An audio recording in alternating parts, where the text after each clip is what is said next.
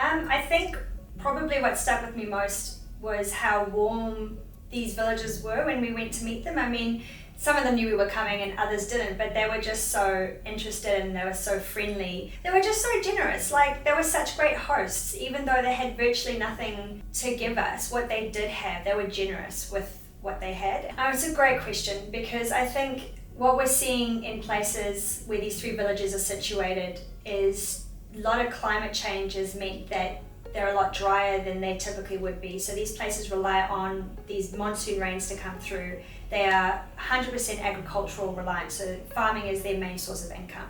And they rely on these monsoon rains to basically grow their crops.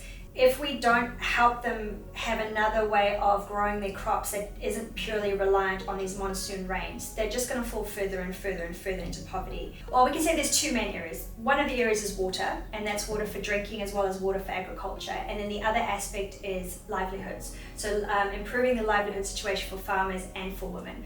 So in terms of the portion that international needs to raise in partnership with MFAT is about 320,000 New Zealand dollars, and that represents a third of the entire project budget, and MFAT will give the remaining 2/3 of the project budget.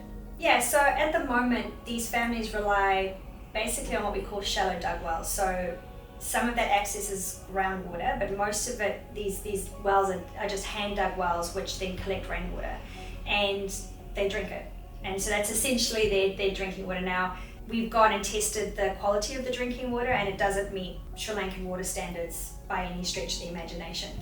So it massively changes not just the health prospects for these people, but also the peace of mind knowing that they know that they're drinking clean water. So the great thing about this project is that we know that there are women in these villages who currently have some sort of livelihood skill. So whether that's mat making, or basket weaving, or spice grinding, this kind of thing. What they lack at the moment is the resources to be able to get the necessary things to be able to make a business out of it or learn a new skill. So the aim of the project is to set up self-help groups. And the aim of the self-help groups is to create a network for women to support each other, to look after each other, not just, and to create savings. So I guess what I really want to impress on our supporters is the fact that these are really basic necessity life things. But when you don't even have that, you can't even move yourself out of survival mode into thriving. And we want these people to be able to go from just surviving every day and maybe barely that, to really having a hope and a future.